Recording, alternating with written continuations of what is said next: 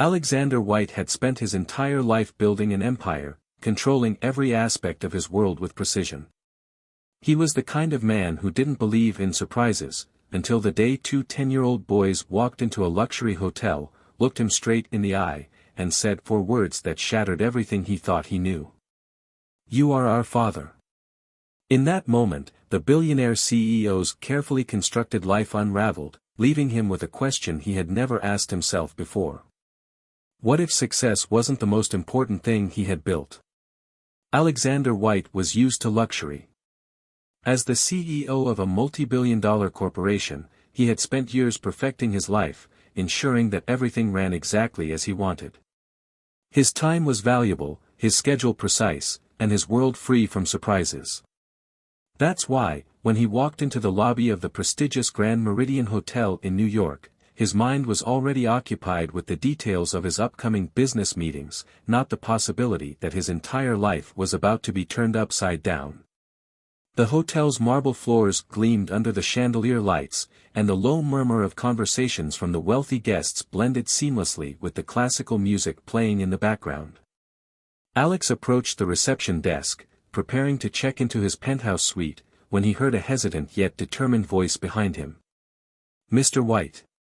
He barely registered the voice at first, assuming it was a hotel employee, but something about its tone made him turn around.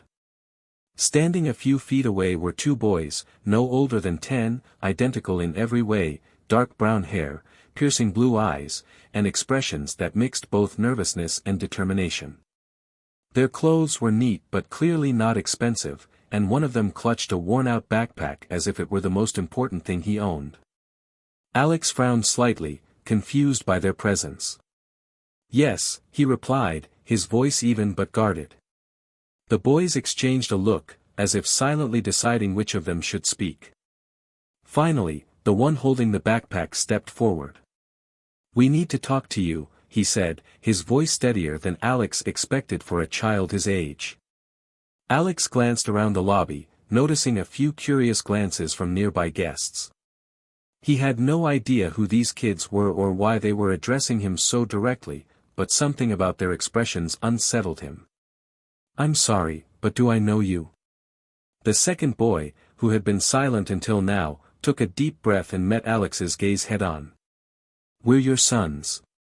For the first time in years, Alexander White was speechless. The noise of the lobby faded into the background as his brain tried to process what he had just heard. Sons. That was impossible. He had no children. He had never been married, and he had certainly never been in a situation where he would have fathered two boys without knowing about it. A moment passed, and when he didn't respond, the first boy continued. "Our mom, she passed away a few weeks ago. Before she died, she told us who you were." Alex felt an unexpected chill run through him.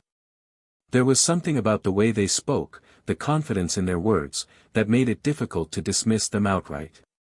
His instincts told him this wasn't a scam, and yet the logical part of his mind refused to accept the possibility. "Who was your mother?" he asked, his voice quieter now. "Lillian Brooks," the second boy answered immediately. The name hit him like a punch to the gut.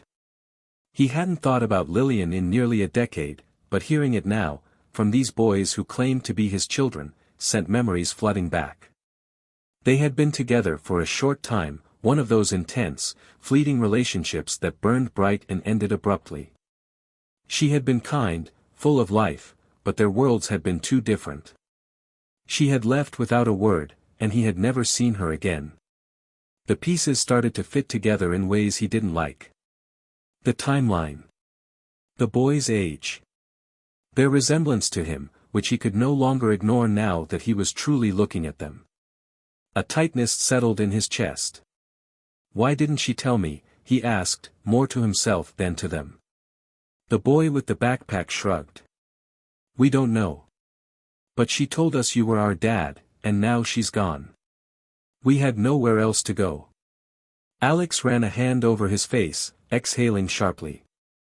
This was impossible, and yet, here they were, standing in front of him, forcing him to question everything he thought he knew about his past.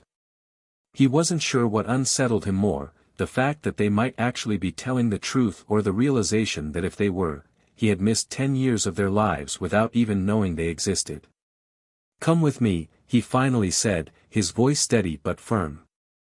The boys exchanged another glance before nodding in unison. Alex led them toward the elevator, his mind spinning with 1,000 questions, none of which had answers yet. If they were telling the truth, if Lillian had kept this from him all these years, then his life was about to change in ways he could have never prepared for. And for the first time in his carefully controlled world, Alexander White had no idea what would happen next. The ride up to the penthouse was silent except for the occasional ding of the elevator as it passed each floor. Alex stood with his hands in his pockets, stealing glances at the boys beside him. Now that he had time to really look at them, the resemblance was undeniable. The sharp angles of their faces, the way their brows furrowed slightly when they were deep in thought, even the way they stood, straight-backed and quietly observing everything around them, reminded him of himself. It was unsettling. When the elevator doors opened, Alex led them into his penthouse, a sleek, modern space with floor-to-ceiling windows that overlooked the city skyline. The boys hesitated at the entrance, their gazes sweeping over the pristine furniture, the perfectly arranged decor, the cold elegance of the space. It was clear that children had never lived here. There were no scattered toys, no signs of warmth or chaos, just a home built for a man who had spent years prioritizing work over everything else. "Come in," Alex said, motioning them inside. He walked toward the kitchen, grabbing a bottle of water from the fridge before turning back to face them. "You should start from the beginning. How did you find me?" The boy with the backpack, who Alex was starting to assume was the more outspoken of the two, unzipped it and pulled out a small envelope. He placed it on the counter and slid it toward Alex. "Mom left this for us." Alex hesitated before picking it up. His fingers tightened slightly around the paper as he unfolded the letter inside. The handwriting was unmistakably Lillian's, neat, slightly slanted, with a certain fluidity that he had always found beautiful. "Alex. Asterisk, if you're reading this, then I'm gone, and Jake and Oliver have come looking for you. I know you probably have a million questions, and I wish I could be the one to answer them. The truth is, I made a choice a long time ago not to tell you. You were building your future, and I didn't want to be the one to disrupt it. I convinced myself that I was doing the right thing, that the boys would be better off not knowing a father who was too busy for them. But I see now that I was wrong. They deserve to know who you are, and you deserve to know them. They're good kids, Alex. Smart, kind, stronger than they should have to be. And now, they have no one but you, asterisk. I hope you do right by them." Lillian. Alex let out a slow breath, his fingers tightening around the letter before he carefully set it down. He wasn't sure what frustrated him more, the fact that Lillian had kept them from him for 10 years, or the fact that she had been right. If she had told him back then, would he have been ready? Would he have stepped up? Or would he have convinced himself that his career was more important than raising 2 children? His throat felt tight as he looked up at the boys, his sons. Jake and Oliver. The weight of it all settled heavily on his chest. "You've been on your own since she passed." His voice was quieter now, less controlled than he would have liked. Oliver, the quieter one, finally spoke. "We stayed with a neighbor for a while, but she couldn't keep us. Social workers were going to put us in foster care, so we ran away." His voice was steady, but there was something in his eyes, something wary, guarded. Alex ran a hand over his face. "You ran away. Do you have any idea how dangerous that is?" Jake lifted his chin slightly, defiant. It was better than being separated. That hit Alex harder than he expected. The idea of them being split up, tossed into a system where no one knew or cared about them, made something cold settle in his chest. He exhaled, trying to process everything. Finally, he nodded. "All right." Jake frowned slightly. "All right. You're staying here," Alex said simply, as if it were the most obvious thing in the world. The boys exchanged glances, uncertainty flickering in their eyes. Just like that? Oliver asked. Alex leaned against the counter, crossing his arms. Just like that. You said you had nowhere else to go. Now you do. For a long moment, neither of them spoke. Then, slowly, Jake nodded, as if accepting that this was real.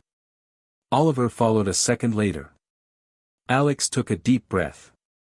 He had no idea what he was doing, no clue how to raise two 10-year-olds, but there was one thing he was certain of: he wasn't going to let them go. Not now. Not ever. Alex had always been a man who thrived on control. He built his life around order, logic, and careful planning.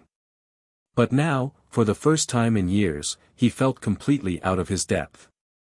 It had been less than 24 hours since Jake and Oliver had walked into his life, and already, everything felt different.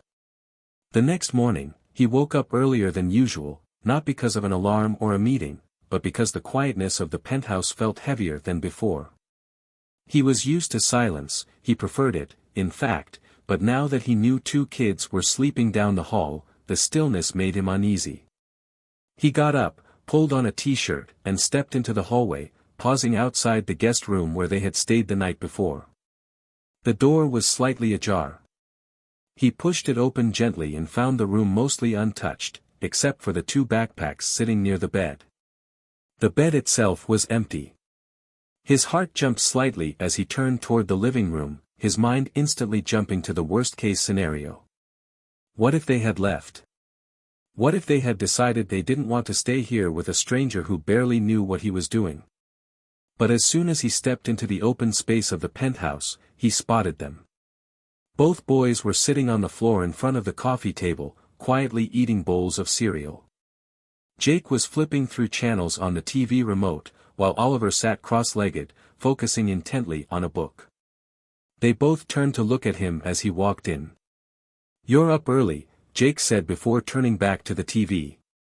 Alex let out a breath he hadn't realized he was holding. "So are you." Oliver shrugged. "We're used to waking up early." Alex ran a hand over the back of his neck. He wasn't sure what the protocol was here. Was he supposed to ask if they had slept well? If they needed anything? He wasn't even sure what kids usually ate for breakfast, but from the looks of it, they had already figured it out themselves. He walked into the kitchen, glancing at the cereal box sitting on the counter. "You guys just helped yourselves." Jake looked at him with a raised eyebrow. "We didn't think you'd cook." Alex smirked slightly. "Good call." He poured himself a cup of coffee and leaned against the counter, watching them. It was strange, this feeling of not knowing what came next. He was used to walking into meetings with a plan, always 3 steps ahead of everyone else. But with Jake and Oliver, he was just taking it moment by moment, unsure of what the right move was. "So," he said finally, "I figured today we could go get some things for you. Clothes, school supplies, whatever else you need." Jake looked at him suspiciously. "You don't have people who do that for you." Alex exhaled through his nose, amused. "I do. But I figured you'd want to pick your own stuff." Oliver set his book down and studied him. "Are we going to school?" Alex paused for a second. That was something he hadn't thought about yet. He knew they had probably missed a lot of school, considering everything they had been through, but the idea of enrolling them, making it official, suddenly made everything feel even more real. "Yes," he said after a moment. "But let's take it one step at a time." The boys exchanged another glance, as if silently deciding whether to argue. Finally, Jake just shrugged and went back to his cereal. Later that morning, Alex took them to a department store downtown. He wasn't used to shopping for anything other than expensive suits and watches, so walking through the aisles of kids' clothing felt like stepping into completely foreign territory. The boys, however, seemed to know exactly what they were doing. They picked out jeans, hoodies, sneakers, simple, practical things. They didn't gravitate toward anything flashy or expensive, and Alex noticed how often they checked the price tags before adding something to the cart. "You don't have to worry about the cost," he said as he watched them hesitate over a pair of sneakers. Jake glanced at him. "We're just not used to this." Alex frowned slightly. He knew they had lived modestly with their mother, but the fact that they were so cautious with money at their age made something in his chest tighten. He didn't want them to feel like they had to hold back. "You're not going to go crazy and buy 10 pairs of shoes," he said, "but you also don't have to act like I'm going to take it all away if you pick something nice." Jake hesitated, then finally nodded, grabbing the sneakers he wanted. After the shopping trip, they stopped at a small diner for lunch. The boys were quieter than before, but not in an uncomfortable way. It was as if they were still adjusting to this new reality, just as he was. As they ate, Alex found himself watching them closely, picking up on their small differences. Jake was the more outspoken one, always the first to respond, always with a sharp comment or question. Oliver was quieter, more observant, the type to think before he spoke. It was strange how quickly Alex could see pieces of himself in both of them. "You guys want to do anything else today?" he asked as he finished his coffee. Oliver looked thoughtful. "Can we go to a bookstore?" Alex blinked, surprised. "A bookstore?" Oliver nodded. "Mom used to take us all the time." Alex wasn't sure why, but that hit him in a way he didn't expect. He had spent years not knowing about their existence, and now, suddenly, there were these small details, pieces of their lives that he had never been a part of. He had missed their first words, their first steps, their birthdays. He hadn't been there when their mother read them bedtime stories, when she took them to bookstores, when she shaped them into who they were. But he was here now. And maybe that was what mattered. "Yeah," he said, nodding. "We can go to a bookstore." Jake smirked. "You don't seem like the type of guy who reads a lot." Alex chuckled. "I read. Just not for fun." Oliver smiled for the first time that day. "Maybe we'll find you something to change that." Alex wasn't sure what kind of father he was supposed to be. He didn't have the answers, didn't have a manual for how to do this right. But as he sat there with his sons, he realized he didn't need to have everything figured out right away. He just needed to show up. And for now, that was enough. Alex had always been a man of routine. Every part of his day was planned, from the moment he woke up to the second he went to sleep. His world revolved around schedules, efficiency, and control. But now, with two 10-year-olds living under his roof, his carefully constructed life was beginning to shift in ways he never expected. The first major adjustment was the noise. His penthouse had always been silent, a place where he could think without distractions, where the only sounds were the hum of the city outside his floor-to-ceiling windows and the occasional beep of his phone. Now, there were footsteps running down the hall, the clatter of dishes as the boys made their own breakfasts, the muffled sounds of laughter and bickering as they talked in the other room. He hadn't realized just how quiet his life had been until they arrived. One morning, as he walked into the kitchen, he found Jake standing on one of the chairs, reaching for the top shelf where Alex kept the cereal. Oliver stood nearby, arms crossed, clearly unimpressed with his brother's method. "You're going to fall," Oliver said, watching him struggle. Jake ignored him, stretching further. "I've got it." Alex leaned against the counter and raised an eyebrow. "You could just ask for help." Jake turned his head sharply, startled, and nearly lost his balance. Alex grabbed his arm before he could topple over and set him back on the floor. Jake sighed, annoyed. "I had it." "Sure you did," Alex said, amused, before pulling the cereal box down and handing it to him. Oliver smirked. "Told you." As the boys ate at the counter, Alex poured himself a cup of coffee and sat across from them. He watched them closely, trying to process the fact that just a few days ago, he didn't even know they existed. Now, they were part of his daily life. They fit into his space in a way that was both foreign and strangely natural. Jake broke the silence. "So, what exactly do you do all day?" Alex raised an eyebrow. "What do you mean? You're always checking your phone, looking serious.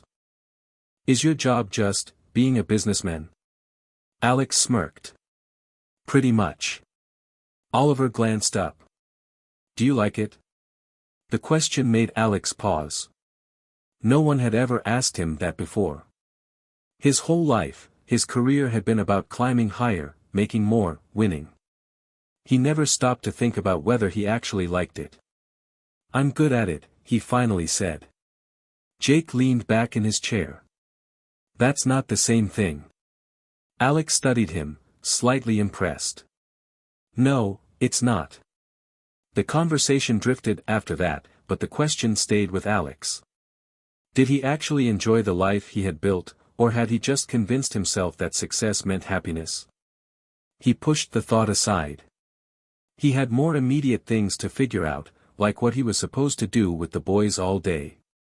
"Since you're going to be staying here for a while, we need to set up some things," he said. "School, activities, maybe sports. Anything you guys are interested in." Jake shrugged. "I used to play baseball." Oliver nodded. "I like art." Alex made a mental note. "All right. We'll look into schools first, then see about sports and art classes." Jake narrowed his eyes. "You really don't know how to do this, do you?" Alex huffed a quiet laugh. "Not even a little." Oliver tilted his head. "Then why are you trying?" That question hit deeper than Alex expected. He could have easily hired someone to handle all of this. Tutors, nannies, assistants, people who actually knew how to take care of kids. But he didn't want to hand them off to someone else. He had already lost 10 years with them. He wasn't about to lose any more. "Because you're my sons," he said simply. The boys exchanged glances, their expressions unreadable. It was clear they weren't used to hearing that. Maybe they weren't sure if they believed him yet. After breakfast, they spent the day looking at schools. Alex had always assumed picking a school was just a matter of choosing the most prestigious one. But as he watched the boys explore the campuses, he realized it wasn't that simple. They weren't impressed by massive libraries or high-tech classrooms. They cared about things he hadn't considered, whether the teachers were nice, whether there was a baseball field, whether there was an art program Oliver could actually enjoy. By the end of the day, he let them decide. They picked a school that wasn't the most expensive or prestigious, but one that felt right to them. Alex had never let someone else make a decision that affected him before, but this time, he didn't mind. That night, as the boys got ready for bed, Alex walked past their rooms and heard them talking. He didn't mean to eavesdrop, but their voices were clear through the slightly open door. "Do you think he's serious?" Jake asked. "I don't know," Oliver admitted. "But he didn't have to let us stay." There was a pause, then Jake sighed. "I guess we'll see." Alex stood there for a moment before quietly walking away. He had spent his entire life proving himself in business, showing people that he was capable, reliable, powerful. But for the first time, he realized he had something else to prove. He had to prove to his sons that he wasn't going anywhere. The first few days with Jake and Oliver had been an adjustment, but Alex quickly realized that settling into this new reality would take more than just setting up their rooms and picking out a school. The boys were polite and respectful, but there was still a distance between them, an invisible wall built from years of never knowing each other. They had lived an entire life without him, and no matter how much he wanted to make things right, trust wasn't something that could be built overnight. That morning, as he walked into the kitchen, he found Oliver sitting at the counter, sketching in a notebook. His brow was furrowed in concentration, his pencil moving smoothly across the page. Jake, on the other hand, was standing in front of the open fridge, staring at its contents as if waiting for something to magically appear. "You're just going to stand there all morning, or are you actually going to pick something?" Alex asked, leaning against the counter with his coffee. Jake turned his head slightly. I'm thinking. Alex smirked. You think a lot for someone who eats the same thing every day. Jake rolled his eyes and grabbed a yogurt, while Oliver continued sketching, seemingly lost in his own world. Alex glanced at the paper, catching a glimpse of a detailed drawing of the city skyline. You're pretty good, Alex said, nodding toward the sketchbook. Oliver looked up, his expression unreadable, then shrugged. Mom taught me. Alex felt that familiar pang of guilt every time the boys mentioned their mother. He hated knowing how much of their life he had missed. He didn't know what Lillian had been like as a mother, but he knew she must have been good. She had raised them to be independent, smart, and far more mature than most kids their age. She must have been proud of you, Alex said. Oliver hesitated for a second, then gave a small nod. She always said I could do anything if I worked hard enough. Alex took a sip of his coffee, watching him closely. She was right. Oliver looked surprised, as if he wasn't used to hearing that from anyone but his mom. Jake, who had been quietly eating, suddenly spoke up. What about you? What did your parents teach you? The question caught Alex off guard. His parents weren't exactly the kind to sit him down and offer life lessons. His father had been ruthless in business and expected the same from him, while his mother had always been more concerned with social appearances than parenting. He had spent most of his life proving himself to them, making sure he never failed, because failure wasn't an option in the White family. They taught me how to work hard, Alex said simply. Jake studied him. That's it. Alex set his coffee down. That's what mattered to them. Oliver tilted his head slightly. Is that what matters to you? Alex wasn't sure how to answer that. For most of his life, success had been everything, building his company, growing his wealth, making sure he never showed weakness. But sitting here now, watching these two kids who were his sons but still felt like strangers, he wasn't sure if the things he once valued really meant as much as he thought. I used to think so, he admitted. But things change. Jake didn't push further, but the way he looked at Alex made it clear that he was still trying to figure him out. Later that afternoon, Alex decided to take them to one of the sports complexes he had a membership at. It was a high-end facility, the kind meant for professional athletes and executives who wanted exclusive access to the best equipment. He hadn't been there in months, but it was the first thing that came to mind when he thought about what to do with two energetic 10-year-olds. When they arrived, Jake's eyes lit up at the sight of the baseball field. We can play here. Alex nodded. Yeah. You said you used to play, right? Jake grinned. Yeah, but never somewhere like this. Oliver, meanwhile, was more interested in the basketball court. He wasn't as outwardly excited as Jake, but Alex could see the curiosity in his eyes. You guys can do whatever you want, Alex said. Just don't break anything.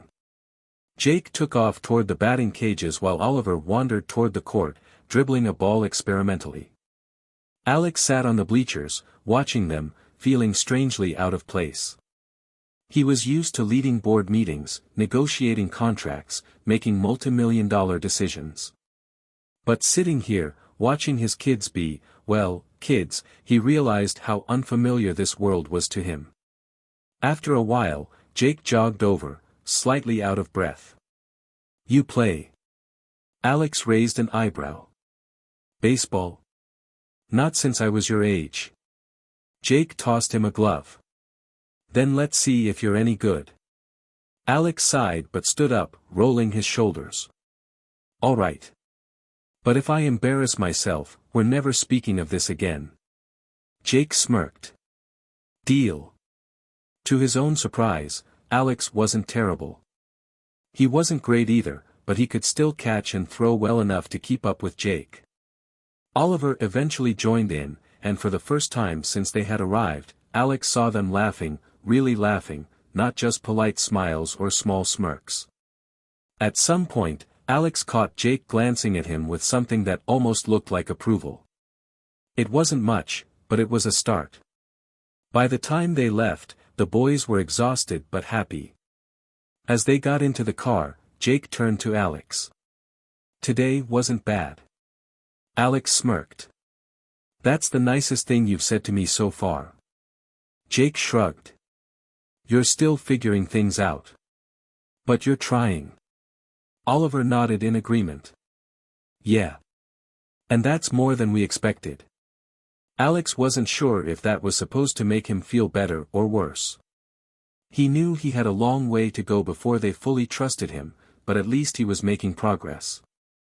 As they drove back to the penthouse, Alex found himself glancing at them through the rearview mirror. Maybe he wasn't the kind of father they needed yet, but for the first time in his life, he was willing to learn. The next few days were filled with small but meaningful adjustments. Alex had spent years living alone, accustomed to silence, order, and a lifestyle that revolved around work.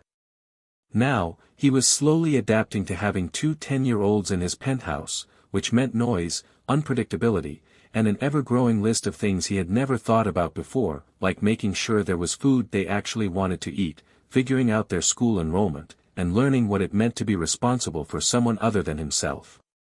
One evening, after a long day at the office, he walked into the penthouse to find the boys in the living room. Oliver was sitting on the couch, sketching in his notebook as usual, while Jake was on the floor, watching a baseball game on the massive TV. There were empty snack wrappers on the coffee table, a stray sock near the couch, and a backpack half-zipped with school forms spilling out of it. It was a mess, but for some reason, Alex didn't feel the usual irritation he might have had before. Instead, he just sighed and set his briefcase down. Jake barely glanced at him. "You look tired." Alex smirked. "That obvious?" Oliver looked up from his sketchpad. "You work too much." "That's what happens when you run a company," Alex said, loosening his tie. Jake raised an eyebrow. "Ever thought about doing something else?" Alex chuckled, sinking into the armchair. "Like what?" Jake shrugged. "I don't know. Something fun." Alex tilted his head slightly. He had spent his entire adult life building his business, pushing himself harder with each passing year. Fun wasn't exactly something he had prioritized. Even when he traveled, it was for work. Even when he went to events, they were strategic networking opportunities. He hadn't done something just for the sake of enjoyment in longer than he could remember. "What do you guys consider fun?" he asked. Jake smirked. "Baseball, obviously." Oliver tapped his pencil against his sketchpad. "Reading, drawing, just having time to do stuff you actually like." Alex thought about that.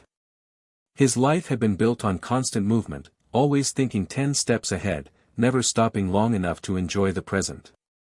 Maybe that was why this whole situation with the boys felt so unfamiliar. He had never really slowed down long enough to know what life outside of work was supposed to look like. A sudden thought struck him. "You two ever been to an amusement park?" Jake's eyes widened. "Like a real one?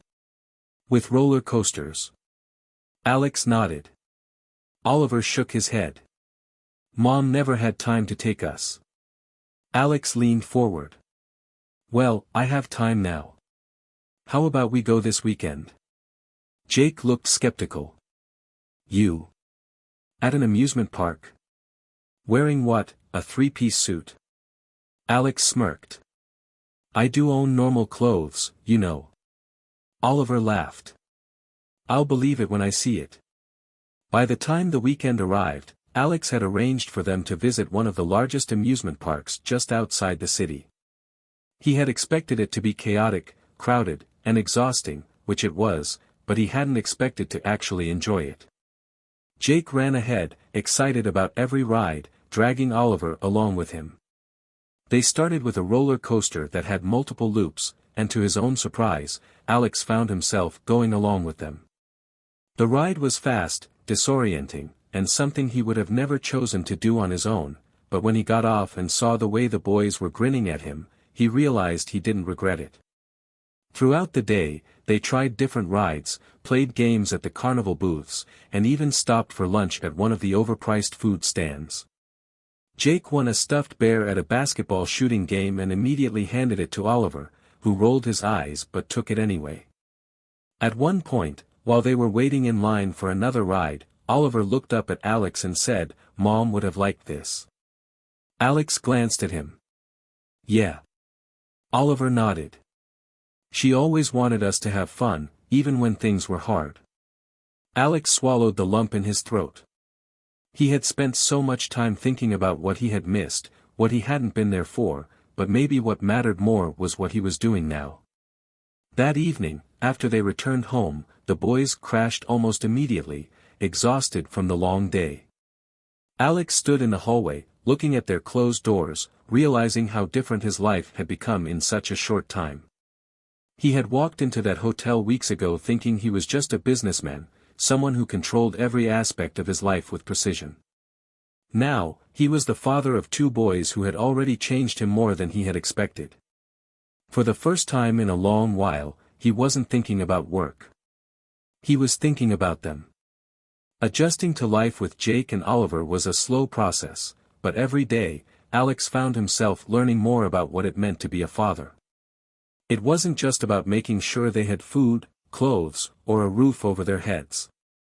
It was about the little things, the way Oliver absent-mindedly tapped his pencil against the table when he was thinking, how Jake always tested the limits of every rule just to see if Alex would actually enforce it, the way they both hesitated before asking for things as if they were still unsure if they had the right to. One evening, Alex returned home earlier than usual, something he never would have done before the boys came into his life. He walked into the penthouse to find Oliver sitting on the couch, reading a book, while Jake was lying on the floor tossing a baseball up and catching it. There was a faint smell of burnt toast lingering in the air, and when Alex glanced toward the kitchen, he saw a plate of half-eaten sandwiches on the counter. "You guys attempted to cook?" Alex asked, raising an eyebrow. Oliver didn't look up from his book. "We made grilled cheese." Jake grinned. "Mostly." Alex smirked, walking over to inspect the mess they had left behind. "I assume, mostly, means the first few were disasters." Jake sat up. "More like Oliver forgot you have to butter the bread first." Oliver shot him a look. "I didn't forget. I just didn't know." Alex shook his head, amused. "Remind me to show you how to use the stove properly before you burn the place down." Jake stretched his arms behind his head. "You actually cook?" Alex leaned against the counter. "I know how. I just never have the time." Oliver glanced at him. "You have time now." The words caught Alex off guard. He had spent his entire life filling every second of his schedule with work, convinced that time was his most valuable asset. But now, for the first time, he was being forced to slow down, and he wasn't sure if he hated it or if he was starting to understand why it mattered. "I guess I do," he said after a moment. "Maybe I'll teach you both something that doesn't involve burning bread." Jake smirked. "That sounds like a challenge." The next day, Alex did something he had never done before. He canceled a meeting so he could be home in time to cook dinner with the boys. He didn't tell them in advance, partly because he wasn't sure if he was actually going to follow through with it. But when he walked through the door carrying a bag of groceries instead of his usual briefcase, their surprise was clear. "You actually meant it?" Jake asked, watching as Alex set the bag on the counter. Alex rolled up his sleeves. "What, you thought I was bluffing?" Oliver stood up from the couch, looking mildly impressed. "I mean, yeah." Alex smirked. "Well, you're about to learn that I don't bluff." He wasn't an expert chef, but he knew enough to get by. He taught them how to make pasta from scratch, showing them how to knead the dough, roll it out, and cut it into strips. At first, Jake was more interested in seeing how much flour he could get on the counter, while Oliver focused intently on getting the shapes just right. Alex found himself surprisingly patient, explaining each step, answering their questions, and watching as they slowly got the hang of it. By the time they were sitting at the table eating the finished product, Jake leaned back in his chair, satisfied. "Okay, I'll admit. That was actually kind of fun." Oliver nodded. "It tastes better than the stuff from a box." Alex smirked. "Because you made it yourselves." Jake studied him for a moment, then set his fork down. "You know, you're not as bad at this as I thought you'd be." Alex raised an eyebrow. "At cooking?" Jake shrugged.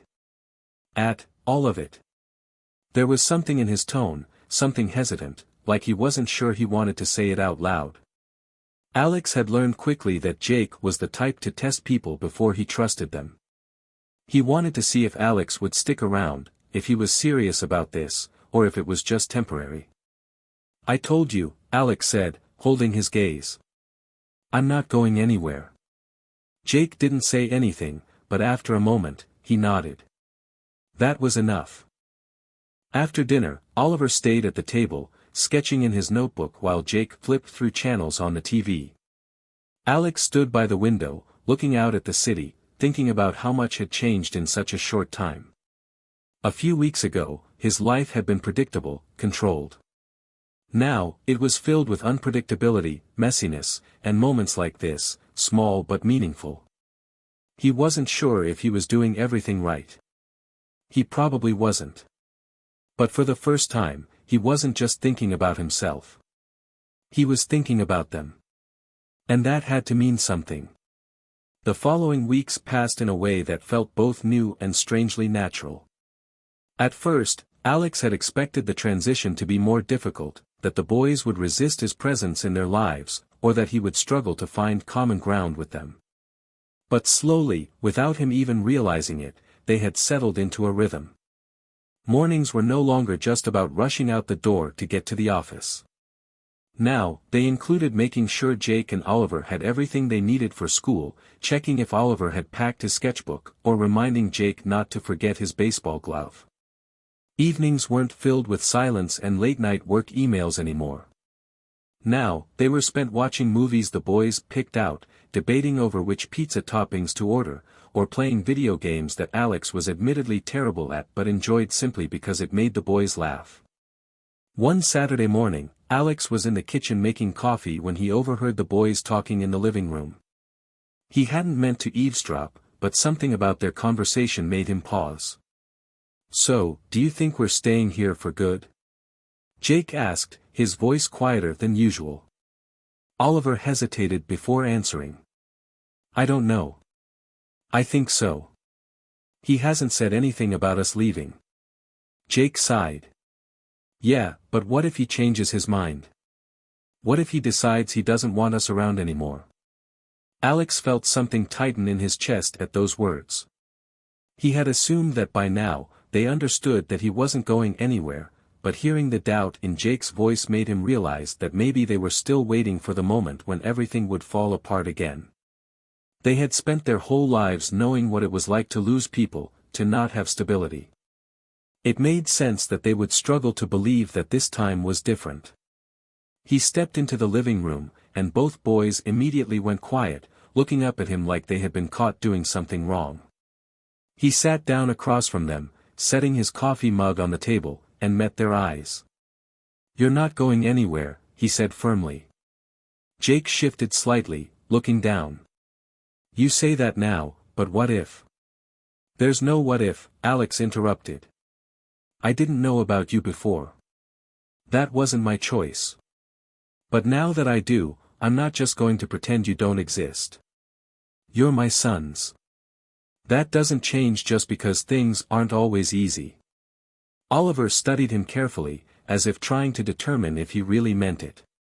"Even if we mess up sometimes?" Alex smirked. "Especially if you mess up sometimes." Jake huffed a small laugh, but there was something lighter in his expression, like maybe he was starting to believe it.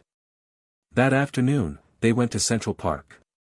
It wasn't a big, extravagant outing, just a simple afternoon outside, but it felt like something important. Jake brought his baseball, tossing it between his hands as they walked, while Oliver had his sketchbook tucked under his arm. They wandered through the paths, stopping to watch a group of street performers for a while, then eventually found an open grassy area where Jake convinced Alex to throw the ball around with him. Oliver sat nearby, sketching, occasionally glancing up at them before going back to his drawing. After a while, Jake threw the ball back to Alex and grinned. "You're getting better." Alex caught it easily. "I was never bad." Jake smirked. "That's debatable." They played for a little while longer before Oliver finally looked up from his drawing. "I think I'm done." Jake jogged over and peered over his shoulder. "Let me see." Oliver hesitated, then turned the sketchbook around so they could both see it. It was a drawing of the three of them, Alex standing in the middle, with Jake holding a baseball glove and Oliver holding his sketchpad. The detail was impressive, but it was more than that.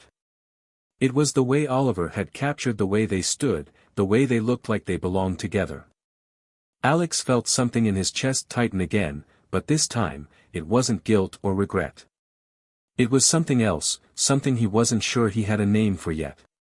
"This is good," Alex said, studying the sketch. Oliver shrugged, but there was a hint of a smile on his face. "Thanks." Jake grinned. "I look cool." "You always think you look cool," Oliver muttered, rolling his eyes. They walked back toward the car as the sun started to set, the city lights beginning to flicker on in the distance. When they reached the penthouse, the boys went to their rooms, and for a moment, Alex just stood in the hallway, listening to the quiet sounds of them moving around. This place didn't feel empty anymore. It didn't feel like just a space he lived in, it felt like a home. That night, as Alex sat in his office, he glanced at his phone. His calendar was still packed, his schedule still demanding, but for the first time in a long time, he wasn't thinking about work. He was thinking about what they were going to do tomorrow, what they needed for school next week, whether he should sign Jake up for a baseball league or get Oliver more art supplies. He was thinking about them. And for the first time in his life, that was what mattered most. This story is not just about unexpected fatherhood, it is about the deep transformation of a man who spent his entire life believing that success was measured only by money and power. Alexander White, accustomed to control and calculation, faced the most challenging test of all, becoming something he had never planned to be, a father. What makes this story special is not just the revelation itself but the journey the main character takes. He doesn't immediately understand that children are not just a responsibility but a true wealth that cannot be bought or planned. He has to step beyond the boundaries of his carefully structured world, learn to trust, to care, and most importantly, to put someone else before himself. The ending of this story is particularly important. It is not idealized, Alexander does not instantly become the perfect father, but he does the most important thing, he chooses to stay, he chooses not to run from this new reality but to accept it, to learn, and to change. And that is the key message, family is not something that comes ready-made, but something that is built step by step through mistakes, patience, and the willingness to be better.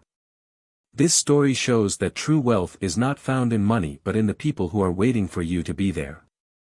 And when Alexander finally realizes that his life has changed forever, he understands that he has made the most important investment of all, in family.